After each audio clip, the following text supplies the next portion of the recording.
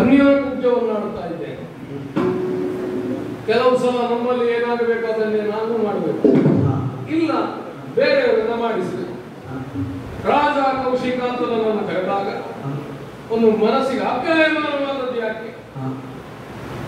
ಆ ರಜೋಗುಣ ರಾಜಸವಾದ ವ್ಯಕ್ತಿತ್ವದ ಒಂದು ವಿಶೇಷವನ್ನು ನನ್ನ ಹೆಸರಿನ ಜೊತೆಯಲ್ಲಿ ಸೇರಿ ರಾಜ ಕೌಶಿಕ ಅಂತ ಗುರುತಿಸ್ತಾರಲ್ಲ, ನಮ್ಮ ಸ್ವಭಾವಕ್ಕೆ ಪರಮ ಪ್ರಿಯವಾದದ್ದು ಕ್ಷಾತ್ರ.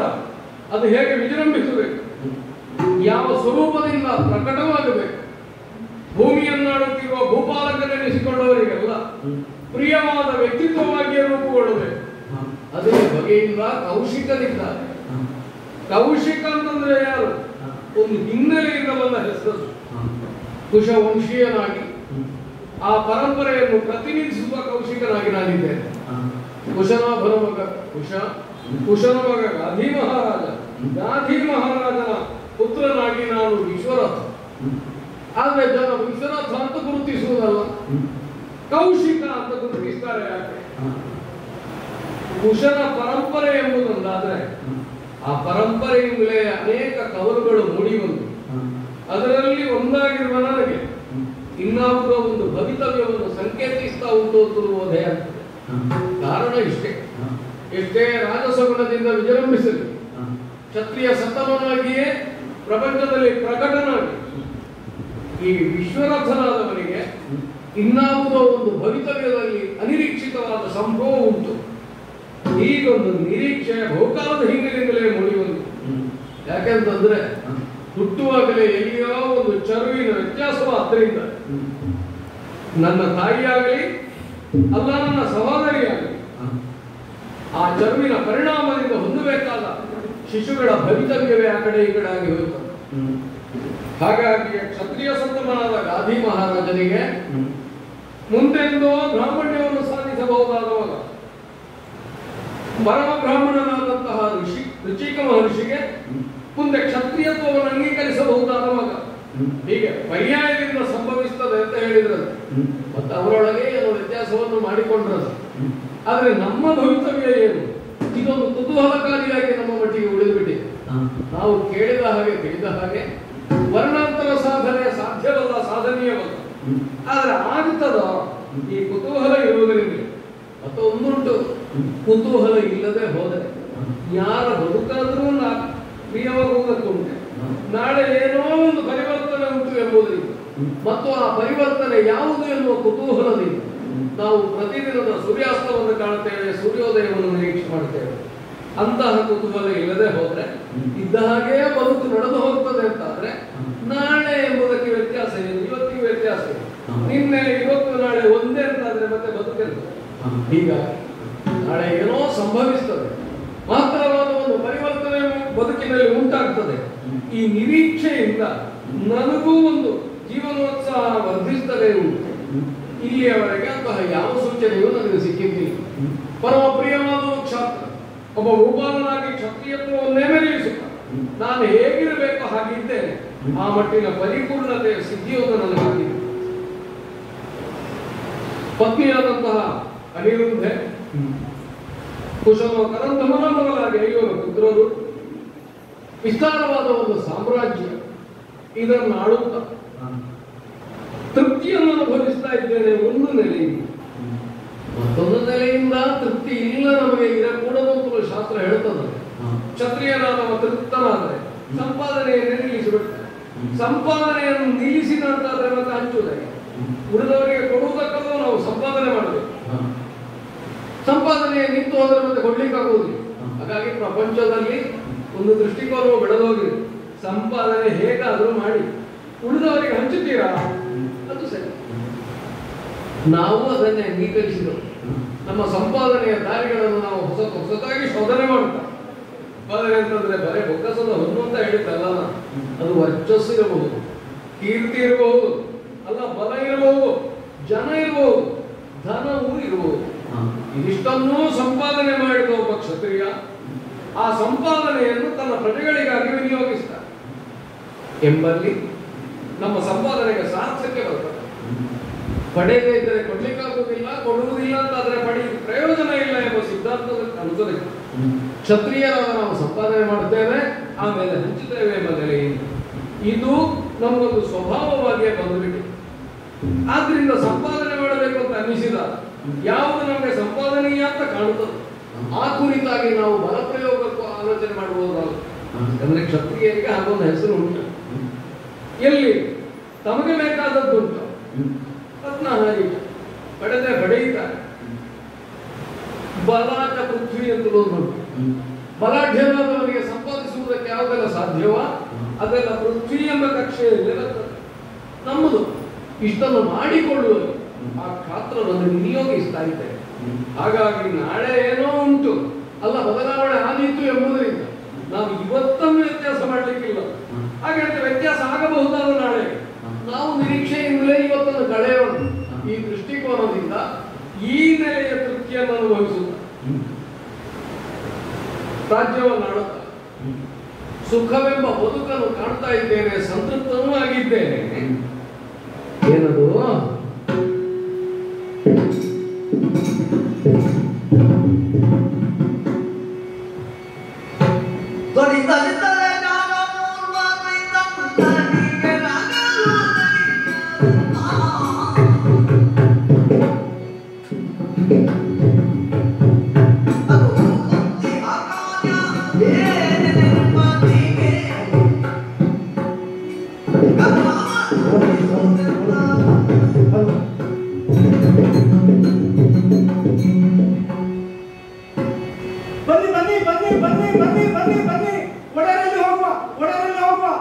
ಸಂವಿಧಾನವನ್ನು ಬದಲಾಯಿಸಲಿಕ್ಕೆ ಹೇಳಿ ನಾವು ದಯಾಮರಣ ಕೊಡುವ. ಬನ್ನಿ ಬನ್ನಿ ಬನ್ನಿ ಬನ್ನಿ ಬನ್ನಿ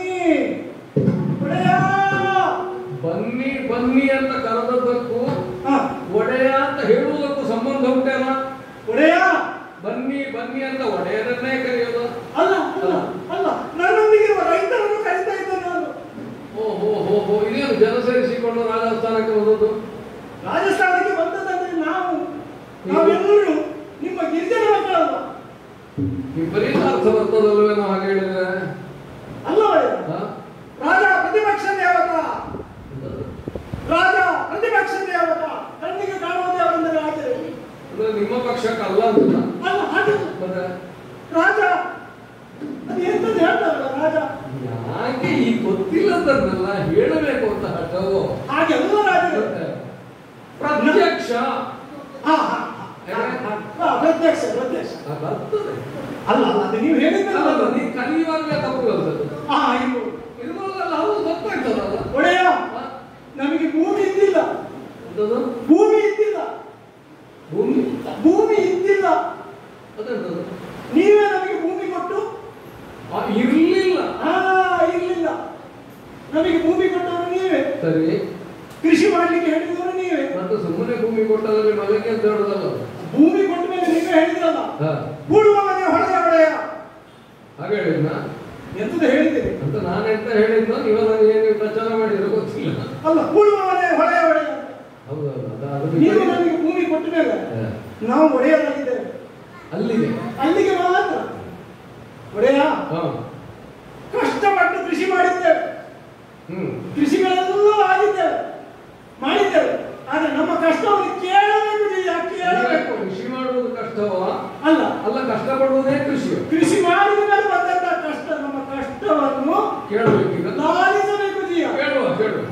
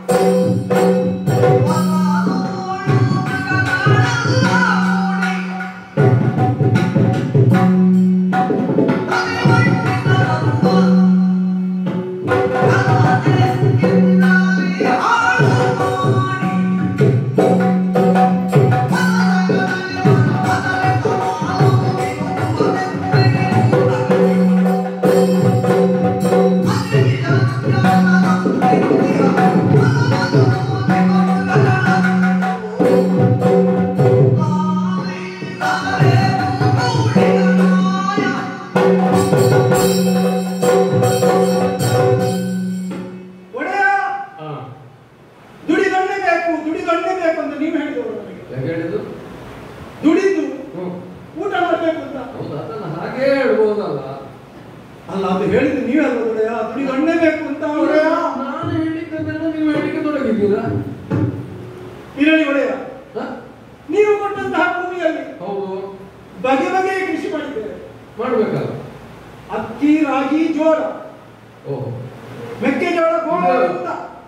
ನಿಜವಾಗಿಯೂ ಮೂಲತಃ ಕೃಷಿಕಲ್ಲ. ಅಲ್ಲ, ಬೇರೆ ಏನಾದ್ರು ವೃತ್ತಿ ಮಾಡಿಕೊಂಡಿದ್ದೀವಿ, ಭೂಮಿ ಮೇಲೆ ಕಣ್ಣಾಕಿ. ಒಡೆಯ, ನಾವು ಬೇರೆ ಕಡೆಯಿಂದ ಬಂದವರು, ಬಂದಾಗ ಭೂಮಿ ಇದ್ದಿಲ್ಲ. ಕೆಲವು ಸಲ ಈ ವಾಣಿಜ್ಯಾದ ವೃತ್ತಿಗಳಲ್ಲಿ ತೊಡಗಿದವರು ಅದನ್ನು ಬಿಟ್ಟು ಕೃಷಿಗೆ ಇಳಿದಾಗ ಮತ್ತೆ ಅಕ್ಕಿಯ ಕೃಷಿಯನ್ನೇ ಮಾಡುವುದು ಅಂತ ಹೇಳುದು. ಊಟ ಮಾಡ್ಬೇಕು. ಅಕ್ಕಿಯ ಕೃಷಿ ಅಲ್ಲೂ ಅದು ಭತ್ತದ ಕೃಷಿ, ಭತ್ತದ ಕೃಷಿ, ಅಕ್ಕಿಯ ಕೃಷಿ. ಆದ್ರೆ ಕೃಷಿ ಮಾಡ್ಲಿಕ್ಕೆ ಶುರು ಮಾಡಿದ್ರೆ ನೀವು ಕೂಲಿ ಕೊಟ್ಟ ಮೇಲೆ ಅದು ಸರಿ. ಭತ್ತ, ಭತ್ತದಿಂದ ಅಕ್ಕಿ, ರಾಗಿ, ಜೋಳ, ಮೆಕ್ಕೆಜೋಳ, ಗೋವಿಂದ ಕಾಳಜೋಳ ಒಟ್ಟಿಗೆ ಹೇಳಿ ಕೊನೆಯದನ್ನು ಆಮೇಲೆ ಹೇಳು, ಸರಿಯಾಗ್ತದೆ. ಮೆಕ್ಕೆಜೋಳ, ಕಾಳಜೋಳ ಎಲ್ಲವನ್ನೂ ಬೆಳೆದಿದ್ದೇವೆ. ಒಳ್ಳೇದಲ್ಲ, ಬೆಳಿಬೇಕಲ್ಲ. ಬೇಕಾದಷ್ಟು ಬೆಳೆ ಬಂದಿದೆ, ಒಳ್ಳೇದು. ಮತ್ತೆ ನಾವು ತಕರಾರು ಮಾಡ್ತೇವೆ. ಏನೋ ತಕರಾರು ಅದಕ್ಕೆ ಬೇರೆ ಬೇರೆ ಹಾಕಿದ ಆಚೆ ಆಯ್ತಾ? ಅಲ್ಲ, ಭೂಮಿಯಲ್ಲಿ ಅನ್ನದ ಒಟ್ಟಿಗೆ ಪದಾರ್ಥ ಮಾಡಲಿಕ್ಕೆ ಬೆಳೆಯುವಂಥದ್ದು ಎಂತ ಮಾಡ್ತೀವಿ? ಹೌದಾ? ಹೌದು. ಏನೂ ಮಾಡದೇ ಇರುವುದಕ್ಕಿಂತ ಏನೋ ಒಂದು ಮಾಡುವುದು ಒಳ್ಳೆದು. ಹೌದೌದು, ಅದರಲ್ಲಿ ಬಗೆ ಬಗೆ ಮಾಡ್ತಾ ಇದ್ದಾರೆ. ಗೊತ್ತಾಯ್ತು, ಬಹಳಷ್ಟು ಬೆಳೆ ಬಂದಿದೆ. ಇದು ಏನು ಗೊತ್ತುಂಟ, ಒಬ್ಬ ಸರಿ ಮಾಡ್ಲಿಕ್ಕೆ ಒಬ್ಬ ಜನ ಇದ್ದಾನೆ ಅಂತ ಮತ್ತೆ ತಪ್ಪು ಮಾಡುವವರ ಸಂಖ್ಯೆ ಹೆಚ್ಚಾಗ್ತಾ ಹೋಗ್ತಾರೆ. ಹಾಗಾಗಿ ನನಗೆ ಸರಿ ಮಾಡುವ ಕೆಲಸ ಬಿಟ್ಟಿದ್ದೇನೆ, ಕೆಲವು ಕಾಲ ಆಯ್ತು. ಆದಿತ್ತು ಹಾಗೆ ನಾನು ಬೆಳೆದದ್ದೇನೆ ಹೇಳ್ತೇನೆ. ಆದಿತ್ತು ಬೆಳೆದದ್ದನ್ನೇ ಹೇಳು. ಅಸಲು ಅಂಡೆ ಆದಿತ್ತು ಸಂಪೂರ್ಣ ಉದ್ದದ್ದು ಆದಿತ್ತಪ್ಪ. ಅದರಲ್ಲಿ ಮತ್ತೆ ತೋರದ್ದು ಸಣ್ಣದು ಇಲ್ಲ. ಹೌದು, ತೊಂಡೆ ಬೆಂಡೆ ಅದೆರಡು ಒಂದೇ ಅಲ್ಲ. ಇರ್ಲಿ, ಕುಂಬಳೆ ಸುಂದರ, ಸುಂದರ ಸುಂದರ ಕುಂಬಳೆ ಕುಂಬಳೆ. ನಿಮ್ಮ ಭೂಮಿಯಲ್ಲಿ ಅದ್ದದ್ದು. ಆಮೇಲೆ ಇನ್ನೂ ಬಗೆ ಬಗೆ ಬಗೆ ಬಗೆ ಬಗೆ ಬಗೆ ಮಾಡ್ತಾ ಇದ್ದೇವೆ. ಅದಕ್ಕೆಲ್ಲ ಬಿಟ್ಟು ಅದು ನೆನಪು ಮಾಡಬೇಕು. ಆದಿತ್ತು. ಹೌದು. ಆಮೇಲೆ ಇದು ದೀಪಾವಳಿ ಹಳದಿ ಬಣ್ಣದ ಉರುಟಿ, ಅದು ಕೂಡ ಬೆಳೆದಿದೆ. ಕಾಯಿ ಮೆಣಸು, ಹಣ್ಣು ಮೆಣಸು. ಅದು ಹಣ್ಣು ಮೆಣಸನ್ನೇ ಬೆಳೆದ ಅಲ್ಲ, ಮೊದಲು ಕಾಯಿ ಮೆಣಸು, ಆಮೇಲೆ ಅದು ಹಣ್ಣಾದದ್ದು ಕೊಯ್ಯದಿರುವಾಗ ಇಷ್ಟೆಲ್ಲ ಬೆಳೆದಿದೆ. ಬೇಕಾದಷ್ಟು ಬೆಳೆದಿದೆ. ಒಳ್ಳೆದಾಯ್ತು ಒಡೆಯ. ಆದ್ರೆ ನಮಗೆ ಅದೇ ಕಟ್ಟು ಎತ್ತರಕ್ಕೆ ಬೆಳೆದಿಲ್ಲ. ಹಾಗೆ ನಮಗೆ ತಿನ್ಲಿಕ್ಕೆ ಸಿಗ್ತಾ ಇಲ್ಲ, ಕೊಯ್ಲಿಕ್ಕೆ ಸಿಗ್ತಾ ಇಲ್ಲ. ಅಂದ್ರೆ ಒಂದ ಬೇರೆಯವರು ಕೊಯ್ದಿರ್ಬೇಕು ಅಥವಾ ಬೇರೆಯವರು ತಿಂದಿರ್ಬೇಕು. ಇಲ್ಲದೆ ಇದ್ರೆ ನೀವು ಬೆಳೆದ ಆಗುವಾಗ ಉಳಿದವರು ಎಲ್ಲ ಬೇರೆ ಹಾಕಿಡ್ಬೇಕು, ನೀವು ಬರಬಾರ್ದು ಅಂತ. ಆಗುವಾಗಿಲ್ಲ, ಆಗುವಾಗ ಕಳ್ಳರು ಬರಲಿಲ್ಲ, ಕಾಕರು ಬರಲಿಲ್ಲ. ಎರಡನೇವರಿಗೆ ಅಂತ ನಮ್ಗೆ ಗೊತ್ತಿಲ್ಲ, ನಿಮ್ಗೆ ಸಾಕು. ಕಳ್ಳ ಕಾಕರು ಬರಲಿಲ್ಲ, ಬರ್ಲಿಕ್ಕಿಲ್ಲ. ಯಾಕಂದ್ರೆ ನಾವೇ ಇದ್ದೇವೆ. ನಿಮ್ಮ ರಾಜ್ಯದಲ್ಲಿ ಕಳ್ಳ ಕಾಕರು ಬರಲಿಕ್ಕೆ ಸಾಧ್ಯ. ನೀವಿದ್ದಲ್ಲಿ ಯಾಕಿರ್ಬೇಕು? ಹಾಗಾದ್ರೆ ಬೆಲೆ ಇಲ್ಲ, ಕೈಗೆ ಸಿಗಲಿಲ್ಲ. ಒಡೆಯ, ಪ್ರಾಣಿಗಳು ಮತ್ತು ಹಕ್ಕಿಗಳು ಬಂದು ಒಡೆಯ, ಪ್ರಾಣಿಗಳು ಹಕ್ಕಿಗಳು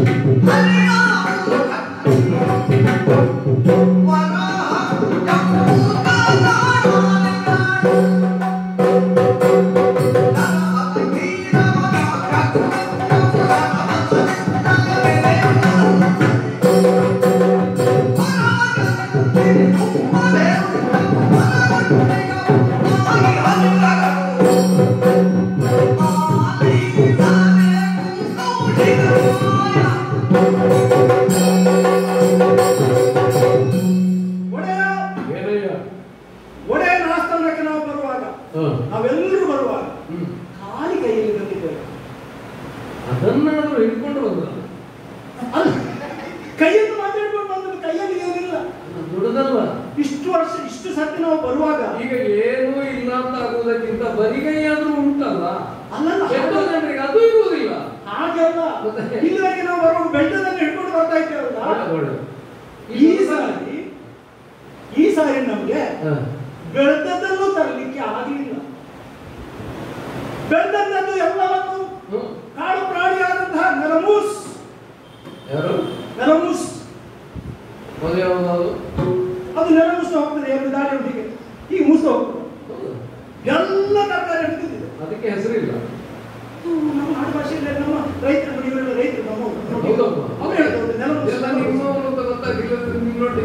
ಇಲ್ಲಿಯವರೆಗೆ?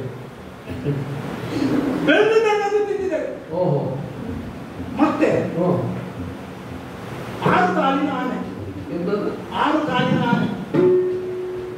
4 ಕಾಲು ನೆಲದಲ್ಲಿ ಉಂಟು. ಎದುರಿನ ಒಂದು ಕಾಲು ಹೀಗೆ ಅಂತ ಉಂಟು, ಹಿಂದೆ ಒಂದು ಕಾಲು ಹೀಗೆ ಅಂತ ಉಂಟು. ಹಿಂದೆ ನಾವು ಸಣ್ಣ 6 ಕಾಲು.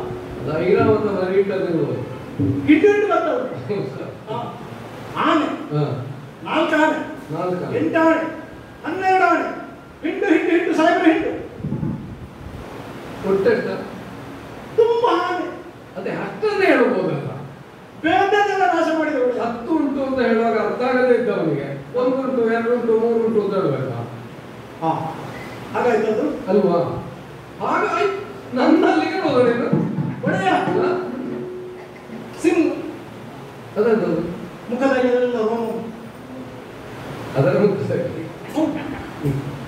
ಅದು ಕೂಡ ಒಂದು ನಮ್ಮ ಕೃಷಿ ಹಾಳು ಮಾಡ್ತಾ ಇದ್ದಾರೆ.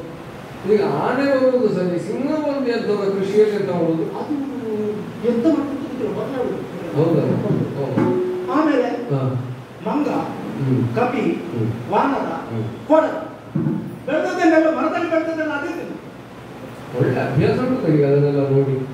ಅಂದ್ರೆ ಜಾತಿ ಭೇದ ಮಾಡಿ ಇಂತಿದ್ದದ್ದು ವರ್ಗಕ್ಕೆ ಹೆಸರು ಅಂತೆಲ್ಲ ಉಂಟು ಅಲ್ವಾ? ಅಲ್ವಾ? ಅಲ್ಲ, ವಾನರ ಬೇರೆ, ಕಪಿ ಬೇರೆ. ಕಪಿಗೆ 2 ಅಕ್ಷರ, ವಾನರಗೆ 3 ಅಕ್ಷರ. ಅಕ್ಷರ ಭೇದ ಅಲ್ಲ ಹೇಳಿದ್ರೆ ನಾನು ಆಕಾರ ಭೇದ ಉಂಟಾ?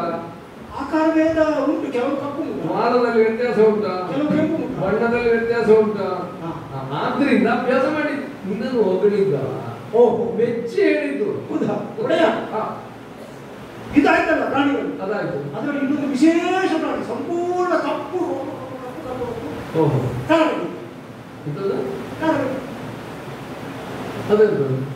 ಅದು ಬಂದೂಕದಾಗಿ ಉಂಟು, ಕೈಯಲ್ಲೆಲ್ಲ ಉಂಟು. ನಾವು ಬಂದೂಕ ಅಂತಲೇ ಹೇಳುವುದು. ನೀನೆಂತದ ಬೇರೆ ಹೇಳಿದ್ಯಾ? ಅದೇ ಅದು ಯಾಕೆ ಅದು 2 ಸೇರಿದ್ದಲ್ಲಿಗೆ? ಇಲ್ಲ, ನಮ್ಮ ರೈತರೆಲ್ಲ ನೋಡಿ ಕಾರಡಿ ಬಂದು ಹಾಗೆ ಹೇಳುದು. ಅದು ಕರಡಿಯ. ಕರಡಿ ಅಲ್ಲ, ನಿನಗೆ ಬಂದೂಕ ಅಂತ ಸರಿಯಾಗಿ ಹೇಳಲಿಕ್ಕೆ ಬರ್ತದೆ, ಕರಡಿ ಅಂತ ಹೇಳಲಿಕ್ಕೆ ಬರುವುದಿಲ್ಲ. ಬಂದೂಕದ ಹಾಗೆ ಇರುವಂತ ಕರಡಿ ಒಡೆಯ. ಅದೇ ಅದು ಅದರ ಹಾಗಿರುವುದು ಒಡೆಯ. ಆ ಕರಡಿ, ಆ ಕರಡಿ ನನ್ನ ಅಚ್ಚೆ ಮಕ್ಕಳೇ ಬರುದು. ಹೌದಾ? ಅದು ಗಂಡು ಕರಡಿ. ಅಜ್ಜಿಗೆ ಅಪಚಾರ ಮಾಡಲು ಇದು ಅಲ್ಲ, ಕರಡಿಗೆ ಅಪಚಾರ ಮಾಡುದು. ಅದು ನನ್ನ ಅಜ್ಜಿಯನ್ನು ಹೊತ್ತುಕೊಂಡು ಹೋದದ್ದರಿಂದಲೇ ಅದು ಗಂಡು ಕರಡಿ. ಅಜ್ಜ ಅಜ್ಜ ಅಜ್ಜ ಇಲ್ಲ, ನಿನ್ನನ್ನು ಹೊತ್ಕೊಂಡು ಹೋದ ಅಂತ. ಒಂದು ದೂರದಿಂದ ಹೆಣ್ಣು ಕರಡಿ ನನ್ನನ್ನು ನೋಡ್ತಾ. ಬಹುಶಃ ನಿನ್ನ ಮೇಲೆ ದೃಷ್ಟಿ ಇಟ್ಟುಕೊಂಡು ಇದ್ದು ಇರ್ಬೋದು. ಅದು ಹೆಣ್ಣು ಕರಡಿ ನನ್ನನ್ನು ಹೊತ್ಕೊಂಡು ಹೋಗ್ತದ? ಹೌದೌದು, ಹೋದಿತ್ತು. ಆದ್ರೆ ಅಜ್ಜಿಯನ್ನು ಬಿಡಿಸ್ಬೇಕಲ್ಲ. ಅದಕ್ಕಾಗಿ ಮನೆಯಲ್ಲಿ ಹೆಂಡತಿ ಒಬ್ಬ ಇದ್ದಾನೆ, ಇನ್ನೊಂದು ಗಂಡು ಕರಡಿ ಕಾಯ್ತಾ ಉಂಟಾನೆ. ಹಾಗಾಗಿ ಹೆಂಡತಿಯನ್ನು ಕೂಡ ನಾನು ರಕ್ಷಿಸಬೇಕಾಗಿದೆ. ಹೃದಯ ನಮ್ಮ ಕಥೆ ಕೇಳಿದ್ರೆ ಒಟ್ಟು ಕರಡಿಗಳ ಜೊತೆಯಲ್ಲೇ ಸಂಸಾರ ಪದಾಗಿದ್ದಾರೆ. ಹಾಗಾಗಿ ನಮಗೆ ಯಾವುದೇ ಕೃಷಿ ತರಲಿಕ್ಕೆ ಆಗಲಿಲ್ಲ. ಈ ಭಯವನ್ನು ನೀನು ಹೇಳ್ತಾ ಇರೋದು ಮಾತ್ರವಲ್ಲ, ಬಗೆ ಬಗೆಯ ಪಕ್ಷಿಗಳು, ಬೆಳ್ಳಕ್ಕಿ, ನೀರುಳ್ಳಕ್ಕಿ, ಕೆಂಪಕ್ಕಿ, ಅವಲಕ್ಕಿ, ಬಗೆ ಬಗೆ ಬಗೆ ಬಗೆಯ ಹಕ್ಕಿಗಳು. ಒಡೆಯ ಹಕ್ಕಿಯ ಹಕ್ಕಿ ಹಕ್ಕಿ ಹಕ್ಕಿ ಹಕ್ಕಿ ಹಕ್ಕಿ ಒಡೆಯ ಒಂದೇ ಒಂದು ಕಾಳುಗಳನ್ನು ಬಿಟ್ಟಿಲ್ಲ ಹಕ್ಕಿಗಳು. ಎಲ್ಲ ತಿಂದಿದೆ. ನಮಗೆ ಬದುಕಲಿಕ್ಕೆ ಆಗ್ತಾ ಇಲ್ಲ. ನಿಮ್ಮ ಆಡಳಿತ ಶಾಸನದಲ್ಲಿ ನಮಗೆ ಏನಾದರೂ ದಯಾಮರಣ ಕೊಡುವಂತಹದ್ದು ಇದ್ದರೆ ನಮಗಿನ್ನು ಬದುಕಲಿಕ್ಕೆ ಆಗುವುದಿಲ್ಲ. ದಯಾಮರಣ ಕರುಣಿಸಬೇಕು ನಿಮ್ಮಲ್ಲಿ ಕೇಳಲಿಕ್ಕೆ ಬಂದಿದ್ದೇವೆ ಒಡೆಯ. ಕರುಣಿಸಬಹುದು. ಈಗ ಮರಣ ಬರಿಗಳು. ಹೌದು, ಬದುಕಲಿಕ್ಕೆ ಆಗುವುದಿಲ್ಲ. ಈಗ ದಯೆ ಯಾರಿಗಿರ್ಬೇಕಾದ್ರು ನೀವು ಕೊಡಬೇಕಾದ್ರು. ಈಗ ನನ್ನಲ್ಲಿ ದಯೆ ಇದ್ರೆ ನಿಮಗೆ ಮರಣ ಕೊಡ್ಲಿಕ್ಕಾಗಿಲ್ಲ. ನಮಗೆ ಆಹಾರ ಬೆಳೆ ಸಿಗ್ತಾ ಇಲ್ಲ. ಇವರನ್ನೇ ಬೇಡಪ್ಪ, ದಯಾಮರಣ ಕೊಡಬೇಕು ಅಂತ ಹೇಳಿದ್ಯಲ್ಲ. ಈ ದಯೆಯನ್ನು ಮರಣವನ್ನು ಒಟ್ಟಿಗೆ ಕೊಡೋದು ಹೇಗೆ ಅಂತ ಅಂದ್ರೆ ನಮಗೆ ಬದುಕಲಿಕ್ಕೆ ಆಗುದಿಲ್ಲ. ಅದನ್ನು ಹೇಳು ನೀನು. ಮತ್ತೆ ಮರಣ ಕೊಡಿ, ದಯಾಮರಣ ಕೊಡಿ ಅಂತ ಹೇಳಿದ್ರೆ ನಮಗೆ ಹೊಟ್ಟೆಗೆ ಆಹಾರ ಬೇಕು. ನಿಮ್ಮಲ್ಲಿ ಬರುವಾಗ ಕಪ್ಪ ಕಾಣಿಗೆ ತರಬೇಕು ಒಡೆಯ. ಅದು ಯಾವುದು ಮಾಡ್ಲಿಕ್ಕೆ ಆಗ್ತಾ ಇದ್ದಿಲ್ಲ, ನಮಗೆ ಬದುಕಲಿಕ್ಕೆ ಆಗ್ತಾ ಇಲ್ಲ ಅಂತ ನಿನ್ನ ಈ ಸಂಕಟ ಏನು ಅದನ್ನು ನಿವೇದಿಸುವಾಗ ಒಂದಿಷ್ಟು ಮನೋರಂಜನೆಗೆ ಎಂತನೋ ಸೇರಿಸಿ ಮಾತಾಡಬೇಕು ಅಂತ ನಿಮಗೆ ಯಾರು ಹೇಳಿದ್ದಾರೆ ಅಲ್ವಾ? ಅರಸರಲ್ಲಿ ಮಾತಾಡುವ ತಿಳಿದಿದ್ದಂಗೆ ಹೇಳಿದ್ದು ಒಡೆಯ. ಬರ್ತದೆ, ತಿಳಿದದನ್ನೇ ಹೇಳುವುದು, ಅದು ತಿಳಿಯದ ಹಾಗೆ ಹೇಳುವುದು, ವ್ಯತ್ಯಾಸ ಉಂಟು. ಈಗ ತುಂಬಾ ತಿಳಿದವರು ಮಾತಾಡುವಾಗಲೂ ಹೀಗೆ ನೀನು ಹೇಳಿದಾಗ ಆಗ್ತದೆ. ಹೌದು, ತುಂಬಾ ತಿಳಿದವರು ಮಾತಾಡುವಾಗ ಏನು ಗೊತ್ತಾಗುದಿಲ್ಲ ಇನ್ನೊಂದು ಹಾಗೆ ರೈತರು ನಾವು ತುಂಬಾ ತಿಳಿದವರಲ್ಲ ಅಲ್ವಾ, ಮಾತಾಡಿದ್ರಲ್ಲಿ ಹೆಚ್ಚು ಕಮ್ಮಿ ಆಗಿರ್ಬೋದು, ಆದ್ರೆ ನಮ್ಮನ್ನು ಈಗ ನೀವು ರಕ್ಷಿಸಬೇಕು. ಒಳ್ಳೆಯ ಅಷ್ಟೇ ಹೇಳಿದೆಯಲ್ಲ, ಹೆಚ್ಚು ಕಡಿಮೆ ಆಗಿರ್ಬೋದು, ಅದನ್ನೆಲ್ಲ ಹೊಟ್ಟೆಗೆ ಹಾಕೊಳ್ಳಿಕ್ಕೆ ಹೇಳಲಿಲ್ಲ ಅಲ್ಲ, ಅದನ್ನು ಹೇಳಬಹುದಿತ್ತು ನಿಮ್ಗೆ. ಅದನ್ನು ಪುಣ್ಯಕ್ಕೆ, ನನ್ನ ಪುಣ್ಯಕ್ಕೆ ಹೇಳಲಿಲ್ಲ. ಏನ್ ಮಾಡೋಣ, ನೀನು ಮಾತಾಡಿದ್ರಲ್ಲಿ ಹೆಚ್ಚು ಕಡಿಮೆ ಉಂಟು, ನಮ್ಗೆ ಅರ್ಥ ಆಗ್ತದೆ. ಆದ್ರೆ ವಿಷಯದಲ್ಲಿ ಹೆಚ್ಚು ಕಡಿಮೆ ಇಲ್ಲಲ್ಲ, ಇಲ್ಲ ನಡೆದದ್ದು ಹೌದಲ್ಲ. ಕಷ್ಟ ಹೆಣ್ಣಿಗೆ ಬಂತು ಉಂಟಾದ ಈ ಮೃಗಬಾಧೆಯಿಂದ ತ್ರಸ್ತರಾದ ನೀವು, ಅಯ್ಯೋ ನಮಗೆ ಇದಕ್ಕಿಂತ ಮರಣವೇ ಆದೀತಿ ಎಂಬ ಸ್ಥಿತಿಗೆ ಮುಟ್ಟಿದ್ದೀರಿ ಅಂತಾದ್ರೆ ಆ ಹತಾಶವಾದ ಸ್ಥಿತಿಯನ್ನು ತಂದುಕೊಳ್ಬೇಕಾಗಿಲ್ಲ. ನನ್ನ ಆಳ್ವಿಕೆಯಲ್ಲಿ ನೀವು ಸುರಕ್ಷಿತರಾಗಿರ್ತೀರಿ, ಅದಕ್ಕೆ ಬೇಕಾಗಿ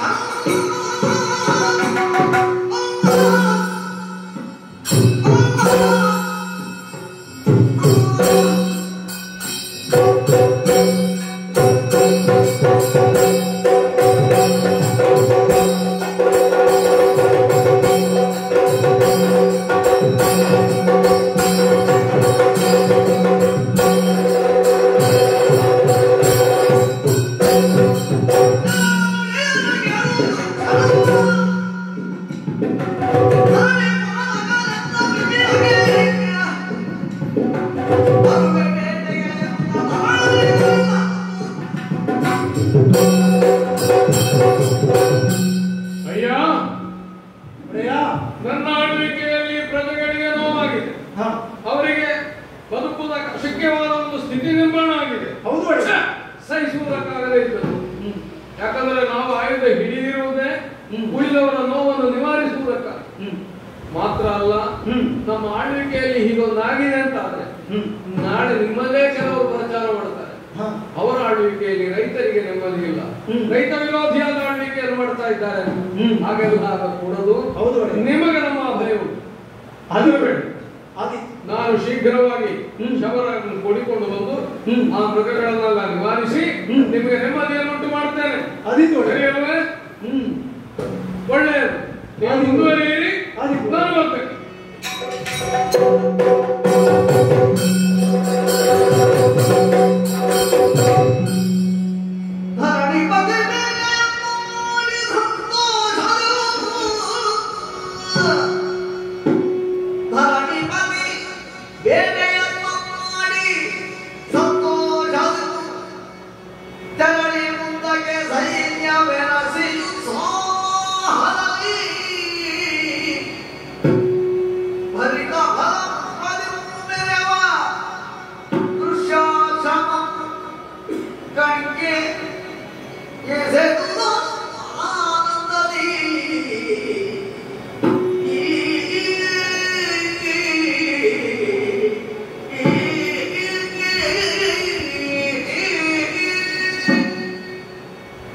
ಮೊರೆಯಿಟ್ಟ ನಮ್ಮ ಪ್ರಜೆಗಳ ಸಂಕಟ ನಿವಾರಣೆಗಾಗಿ ಸೇನೆಯನ್ನು ಕೂಡಿಕೊಂಡು ಸಾಯುಧನಾಗಿ ಇನ್ನೇನು ಮೃಗೇಗಾಗಿ ಹೊರಡಬೇಕು ಎನ್ನುವ ಕಾಲಕ್ಕೆ ಪತ್ನಿಯಾದ ಅರುಂಧೆಯೂ ನನ್ನ ಮಕ್ಕಳು ನಾವು ಬರ್ತೇವೆ ಅಂತ ಮುಂದ. ಯಥಾರ್ಥಕ್ಕಾದ್ರೆ ಇವರನ್ನೆಲ್ಲ ಕೂಡಿಕೊಂಡು ಹೋಗಬೇಕಾದ ಪ್ರಮೇಯ. ಆದ್ರೆ ಏನ್ ಮಾಡೋಣ, ಬರ್ತೇವೆ ಅಂದಾಗ ಬಿಟ್ಟು ಹೋಗುವುದಕ್ಕೂ ನಮಗಾಗುವುದಿಲ್ಲ, ಕೆಲವೆಲ್ಲ ದಾಕ್ಷಿಣ್ಯ ಉಂಟು. ಹಾಗಾಗಿ ಅವರನ್ನೂ ಕೂಡಿಕೊಂಡು ಅರಣ್ಯವನ್ನು ಪ್ರವೇಶ ಮಾಡಿ ಮೃಗಗಳನ್ನೆಲ್ಲ ಸದೆಬಡಿ ಒಟ್ಟಿಗೆ ಬಂದವರಿಗೆ ಬೇಕಾದನ್ನು ಕೊಡುವುದಕ್ಕೆ ಹೇಳಿ ಮುಂದೆ ಮುಂದೆ ಮುಂದೆ ಸಾಗಿ ಬಂದೆ. ಅರಣ್ಯ ಮಾರ್ಗದಲ್ಲಿ ಎಷ್ಟು ದೂರ ಬಂದು ಕೆಲವು ಸಲ ಗೊತ್ತಾಗುವುದಿಲ್ಲ. ಹಾಗಂತ ದೇಹಕ್ಕೆ ಆಯಾಸವಾಗಿದೆ. ಮಧ್ಯಾಹ್ನದ ಹೊತ್ತು ಸಮೀಪಿಸುತ್ತಲೂ ಇದೆ. ವಿಶ್ರಾಂತಿ ಪಡೆಯದೇ ಮುಂದುವರಿಯುವುದಕ್ಕಿಲ್ಲ ಎನ್ನುವ ಕಾರಣದಿಂದ ಸೈನ್ಯವನ್ನೆಲ್ಲ ನಿಲ್ಲಿಸಿ ಒಂದಿಷ್ಟು ವಿಶ್ರಾಂತಿಯ ಯೋಚನೆಯನ್ನು ಮಾಡುವ ಕಾಲಕ್ಕೆ ಯಾರೋ ಸೂಚಿಸಿ, ಇದು ಬರೇ ಅರಣ್ಯ ಪ್ರದೇಶವಲ್ಲ, ಇಲ್ಲಿ ಯಾಜ್ಞಿಕರಾದ ಧ್ಯಾನಶೀಲರಾದ ತಪಸ್ಸನ್ನೇ ಮಾಡುತ್ತಿರುವ ಮಹರ್ಷಿಗಳು ಅನೇಕರಿದ್ದಾರೆ. ಅವರ ಆಶ್ರಮಗಳು ಸಮೀಪವಾಗಿ ಇದ್ದಾರೆ. ಅವರಲ್ಲಿ ವಸಿಷ್ಠರೂ ಒಬ್ಬರು ಶ್ರೇಷ್ಠರಾದ ಬ್ರಹ್ಮವಿದೆ. ಅವರ ಆಶ್ರಮವು ಸಮೀಪದಲ್ಲಿದೆ ಅಂತ ಸೂಚಿಸಿ ಹೇಗೂ ಇಲ್ಲಿಯವರೆಗೆ ಬಂದಿದ್ದೆ. ಪರಮ ತಪಸ್ವಿಗಳಾದಂತಹ ವಸಿಷ್ಠರು ನೋಡ್ಬೇಕಂದ್ರೆ ಅವರ ಪಾದಗಳಿಗೆ ತಲೆಯನ್ನು ಚಾಚಿ ಅವರಿಂದ ಒಂದು ಶುಭ ಹಾರೈಕೆಯನ್ನು ಕೈಗೊಂಡು ನಾವು ಮತ್ತೆ ಹಿಂದೆ ಹೋಗೋಣ ಎಂಬ ವಿಪತ್ತು ಕೂಡಿ ಬಂತು. ವಿಳಂಬ ಅಲ್ಲ, ಎಲ್ಲಿ ವಸಿಷ್ಠರ ಆಶ್ರಮ ಆ ಕಡೆಗೆ ಸಾಕು.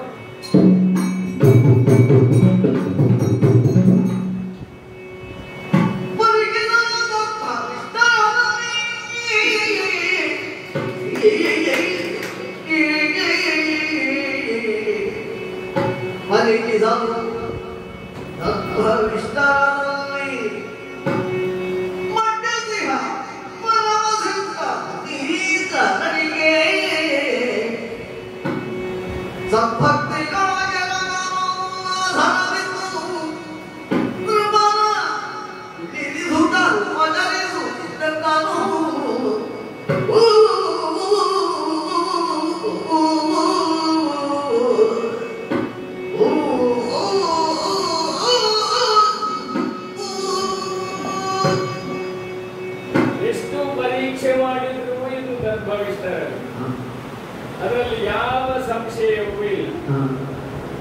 ಯಾಕೆ ಅಂದ್ರೆ ಆಶ್ರಮದ ವಟುಗಳು ಶಿಕ್ಷಿತರಾಗಿ ಗರ್ಭೆಯನ್ನು ಆಶ್ರಮಕ್ಕೆ ತರುವವರು. ಅವರು ತಂದ